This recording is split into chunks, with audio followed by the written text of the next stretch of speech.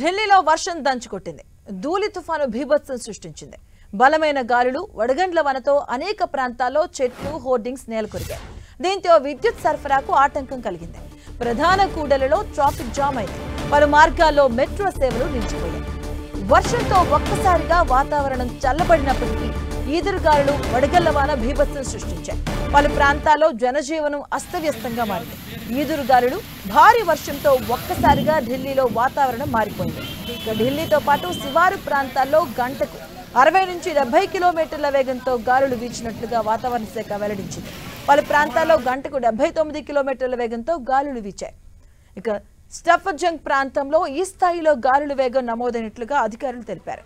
ఉక్కపోతతో అల్లాడుతున్న ప్రజలకు ఈ వర్షం కొంత ఉపశమనం కలిగించినప్పటికీ పెనుగాలులు మాత్రం తీవ్ర నష్టాన్ని మిగిల్చాయి.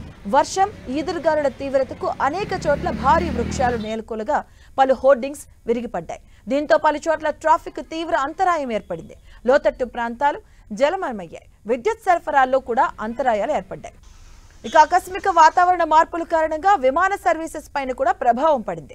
ఢిల్లీ విమానాశ్రయ అధికారులు ప్రయాణికులకు పలు సూచనలు జారీ చేశారు. ప్రయాణికులు తమ విమాన ప్రయాణ వివరాల కోసం సంబంధిత ఎయిర్లైన్స్ సంస్థలను సంప్రదించాలని తెలిపారు.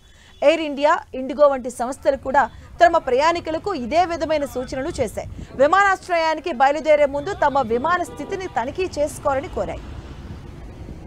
మరోవైపు ఢిల్లీతో పాటు హర్యానా, ఉత్తరప్రదేశ్లోనూ అనేక చోట్ల భారీ వర్షం కురిసింది. నోయిడా ప్రాంతాలన్నీ పెనుగాలులు, కుండపోత వర్షం ముంచెత్తాయి.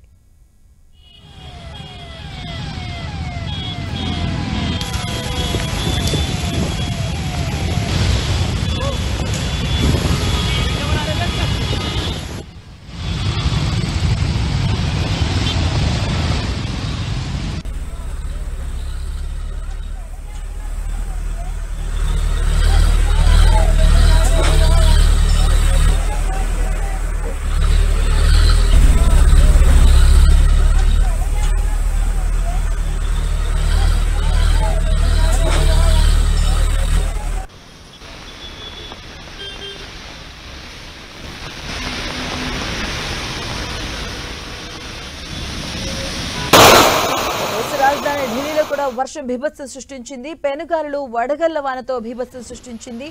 ఇక అస్తవ్యస్తమైంది జనజీవనం. పలు చోట్ల ట్రాఫిక్ తీవ్ర అంతరాయం ఏర్పడింది. మనం స్క్రీన్ మీద చూడొచ్చు. గంటకు 79 కిలోమీటర్ల వేగంతో గాలులు వీచినట్లుగా వాతావరణ శాఖ అధికారులు తెలిపారు. అనేక ప్రాంతాల్లో చెట్లు నేల కొరిగాయి. అలాగే హోర్డింగ్స్ విరిగిపడి పడినటువంటి పరిస్థితి కనిపించింది. చెట్లు కూలి భారీగా కార్లు కూడా ధ్వంసమైన సిచ్యువేషన్స్ మనం చూస్తూ ఉన్నాం.